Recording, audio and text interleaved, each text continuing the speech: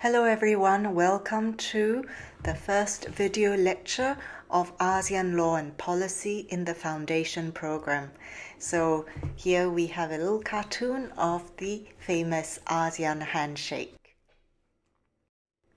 So this first seminar is to give us an introduction into ASEAN, but I also want to share my ideas about teaching ASEAN law and policy with the teachers of ASEAN around the world, especially within the ASEAN region. So, apart from learning about ASEAN content, there will be pedagogical notes as well. So one of the questions that I like to start the first class off with is, asking everybody, and it's something good to think about in ourselves as well. Why do we want to learn about ASEAN, right? So I ask students why they have an interest in ASEAN, why they want to take this class, what they hope to enrich in themselves, what they hope to get out of this ASEAN Law and Policy class. And then, because this video lecture is accompanied by reading material and also seminar sheets and seminar questions. As you go along these seminar sheets, what are the issues and concepts that you personally find important, based on your reading and understanding of ASEAN? So all these things we bear in mind as students of ASEAN and teachers of ASEAN. So, ASEAN is important to us and also to our the friends of ASEAN, right? The dialogue partners, those that we trade with. But to be honest, not everybody knows about ASEAN or knows where it is or what it comprises. So it's very important to see where we are, right? So we have this map of ASEAN, the Southeast Asian region, and featuring on this map are the 10 member states of ASEAN. So a student pointed out that this picture, Myanmar is using its flag and its old flag, and Myanmar changed its flag in 2010. So as we learn about ASEAN, we need to bear in mind, right, in ASEAN Law and Policy, what the issues and concepts that will not change, right? And these are law, institutions, state interests, power, geopolitics, internal and external pressures. So even as the times and situations they change, these concepts, law, institutions, state interests, power, geopolitics, internal and external pressures, are what we need to bear in mind. They are always present, and the degree to which they are extending pressure or the way that they transform in each dynamic ASEAN situation would change according to the time. So what should we expect from this ASEAN Law and Policy course that will span the next 11 weeks? So first things first, we are scholars of ASEAN, right? So there are concepts and scholarly studies that we are going to get out of this course. And of course, there are going to be practical skills because ASEAN is a very, practical oriented type of region, the work that it does. It is very, practical, policy, professional in orientation. And what can we expect from this course, right? What else can we expect? The training to be a good lawyer who is adept in ASEAN law and policy. And then, of course, because ASEAN law and policy is a subset of general public international law, we will also get some international law skills, right? And all these will stand us in good stead whether we work in the public or private sector. So I'm going to drop a little advert here to say that this ASEAN Law and Policy Foundation program is for an introduction to, ASEAN.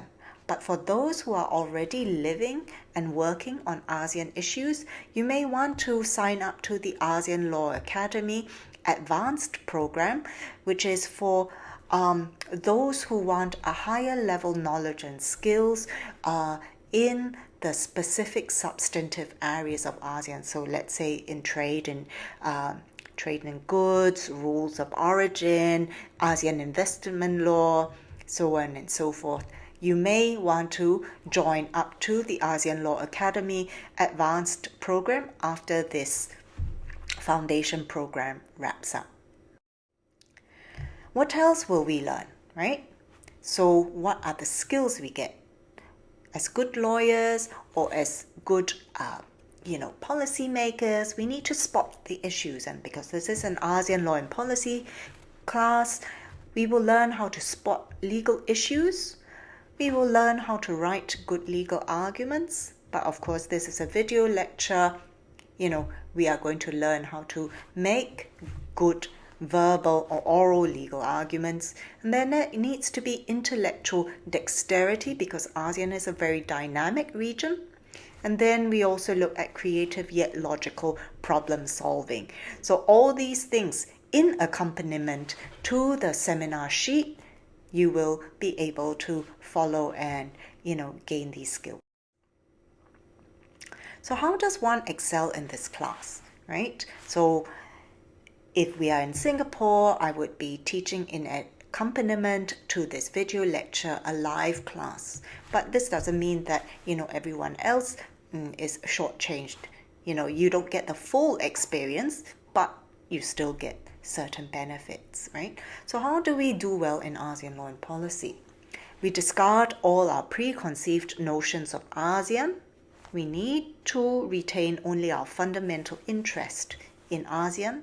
Watch all the videos, read the seminar readings, and then try to answer, the seminar questions. And if you have a chance to have, a live discussion, a live classroom discussion, we need to participate, listen to one another. The teacher doesn't always have the right answer because all of us come from different, backgrounds, different countries. We know at the forefront what is better, a better strategy or a better answer for our situation, right?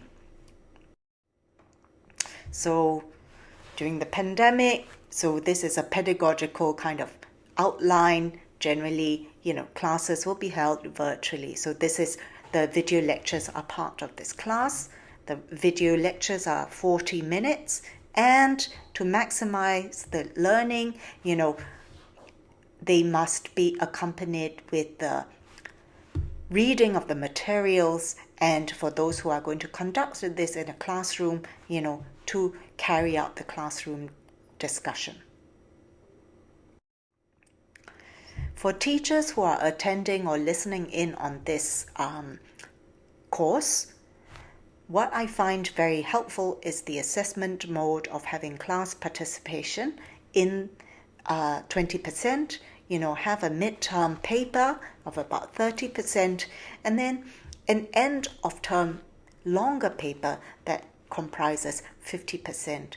And we can gauge the students' comprehension, and it also gives, all the students a very good grasp of how to learn ASEAN better and to excel and to exercise the skills that they learn in this course along the way. So not everything is at the end of term exam, but we learn skills at every class through class participation, and then we do a midterm assessment to see where we stand, and then an end of term assessment.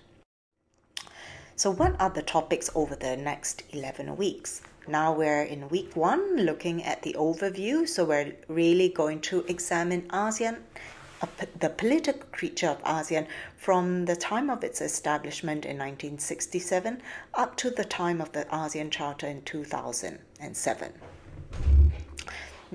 In the following weeks, we will be looking at ASEAN, the legal creature, the rule of law in ASEAN, the role of institutions in ASEAN, how the institutions play out and implement the law, and then how we ensure compliance with ASEAN law. So that takes us into weeks 5 and 6. Then we will have a break, and then after the recess, we will be, using the skills learned in weeks 1 to 6 and applying them to weeks 7 to 11. So the 3 pillars of ASEAN: political security for week 7, week 8, the ASEAN economic community in weeks 9 and 10, weeks 7 and 8, we're looking at the first and the third pillars, the political security and socio-cultural pillars. Yeah, and then in the last week, we have ASEAN external relations. Usually I would split them over 2 weeks, but I think for more manageable understanding and less of a time taxation, we can combine 2. ASEAN external relations, what does it mean generally? Legal personality, centrality, and then how ASEAN works with its external partners. So ASEAN external trade relations. So now, having understood the background to ASEAN Law and Policy, how this course is going to run, and how we are going to benefit from, the seminar sheets and the video lectures, we can start the substance proper. So, as I mentioned, Seminar 1 looks at ASEAN, the political creature, the first 40 years of ASEAN's existence, from 1967 to 2007. So, what is the difference, right? Looking at this first slide, what is the difference of ASEAN from the other international and regional organizations? The key thing is that ASEAN was set up by soft law, by the Bangkok Declaration, and the other organizations, the United Nations, was set up by a charter, a binding treaty, and the other regional organizations, the European Union, the Organization of American States, the African Union, and Mercosur, so on and so forth, was also set up by treaty. So ASEAN is the only, organization that was established via soft law, via a declaration. So this gives us an idea of the legal and, character of ASEAN and the political character of ASEAN, because ASEAN was really started off as a political organization. So we come back to the map of ASEAN. How are we going to understand ASEAN law and policy? This brings us back into history. ASEAN was set up in 1967. We have, with the 5 member states of Malaysia, Thailand, Indonesia, Singapore, Philippines. And then Brunei joined us in the 1980s. And then in the 1990s, the CLMV countries joined us: Cambodia, Myanmar, Laos, and Vietnam. And this is our region. We are surrounded by the top by China, and to the west, to the left, is India. So law, institutions, state interests, power, geopolitics, internal and external pressures are always with us in ASEAN, even as we established, the organization as a political one in 1967. So the ASEAN, the political creature. So what are the key points? We need to understand how ASEAN evolves, what the nature of ASEAN is at every evolutionary phase. And at every evolutionary juncture, there is going to be a very important constituent instrument or constituent instruments. And all these things do not happen just by chance. There are external factors, influences, and powers. And then we also need to know the collective reaction of ASEAN member states at these critical junctures of ASEAN development. And sometimes we need to see whether there's internal reaction of individual ASEAN members, but only if relevant. generally in this course, we will be looking at the collective reaction of ASEAN member states. And what is the outcome of the collective reaction to a specific developmental juncture? We will wait and see. So I have listed out, in this trajectory, the important junctures of ASEAN's development from 1967 all the way to, the question mark in the future. So, understanding ASEAN as a political creature. Why did ASEAN or ASEAN member states, the first 5 countries, want to come together to build this organization? And of course, there was major regional insecurity for us who know about the history of Southeast Asia, our own national histories, right? After the Second World War, there was major regional insecurity. And during the Cold War, there were many pressures on ASEAN member states or in Southeast Asia. And all these pressures, for example, the threat of communism, the need for economic development, to build up our national economies after the devastation of the Second World War. We were a very poor region in Southeast Asia, right? And so countries got together to cooperate, to try to maintain peace and stability and security, because the threat of an outbreak of armed conflict or hot war was always very, very real after the Second World War. And let's not forget our independence movements, and also internally there was, instability, right? Every country, in its post-war, post-colonial kind of independence surge was looking for greater peace and security and economic development. So all these brought about tensions in the countries and also in neighborly relations. After 1976, we have the Treaty of 1976. We have the Treaty of Amity and Cooperation, right? The first institution of ASEAN, the ASEAN Secretariat, was formed. And then in 1976, we also signed the Bali Concord I for greater peace and security cooperation and some economic cooperation.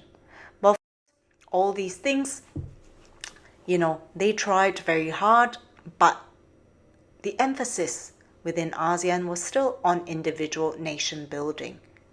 But nonetheless, good ties continued and ASEAN expanded, 20 years on, 15, 20 years on to the 1990s.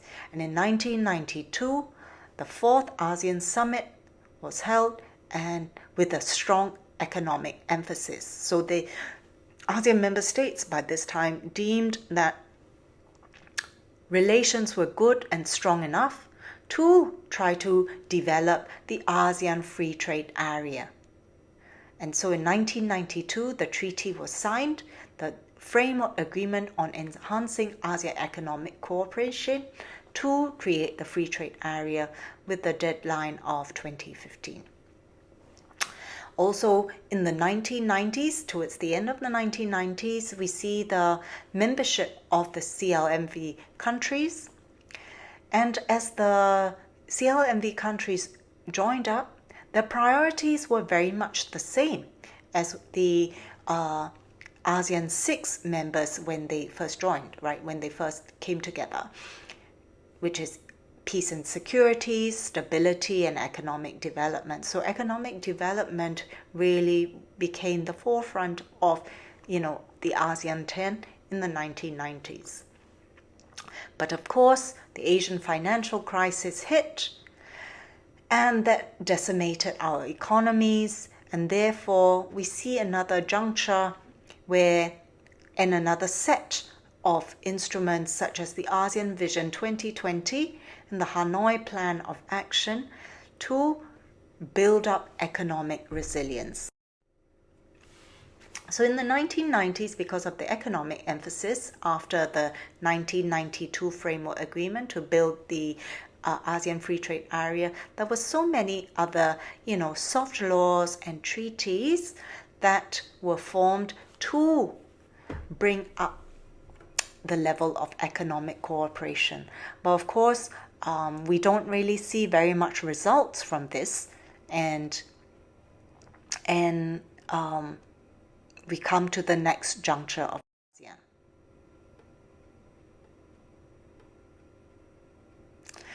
So from the 1990s, early 1990s or late 1990s, we see the greater stabilization through the times, right? More and more looking back. And then there's also confidence building and dialogue. So they always say, oh, ASEAN is a talk shop.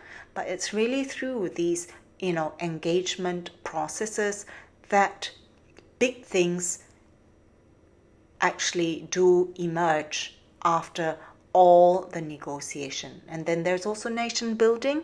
In the 1990s, we saw the Asian Tigers, but that was hampered and that was really greatly decimated by the Asian financial crisis. And then in the early 2000s, the ASEAN region saw further external pressures that built up internal pressures as well, such as, the dot-com bubble, the dot-com bust. And then in 2003, we had SARS. And in between, we also had other health pandemics like swine and bird flus. Now in over 2020, we had the COVID-19, and which we are seeing in 2021 as well. And then, we were talking about the external influences and external powers.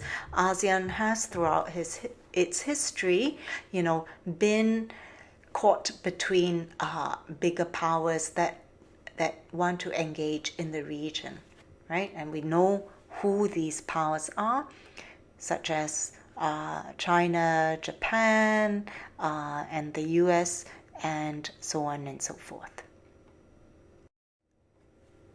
It culminates in the ASEAN Charter. So Bali Concord II is a soft law, and this grows, the momentum grows, and by 2007, the ASEAN Charter enunciates the 3 pillars of the ASEAN community that is to be established by 2015.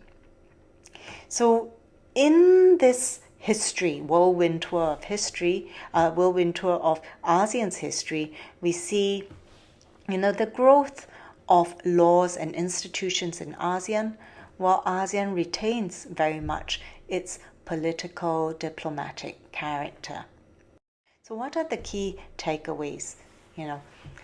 In the first 40 years of ASEAN, there are always external and internal factors of change, and how this brings about the growth of law and institutions in ASEAN. There is always the emphasis by member states on security and economics, and then the mentality that we are stronger together in the face of the turbulence, of global turbulence. We see the emergence of the ASEAN way, the norms that we saw, such as non-interference, peaceful settlement of disputes. And then we also see the slow growth of the importance of law and institutions in ASEAN, beginning with the 1967 Bangkok Declaration, the 1976 Treaty of Amity and Cooperation, the 1976 Bali Concord I, and the 1976 Agreement to establish the ASEAN Secretariat, and the 2003 Bali Concord II. It is very, very important and apparent how law, institutions, state interests, power, geopolitics, internal and external pressures bring about the establishment of these legal instruments, as well as the growing institutions in ASEAN to facilitate regional cooperation. So thank you very much for listening, and next week we will be looking at the growth of ASEAN as a legal creature.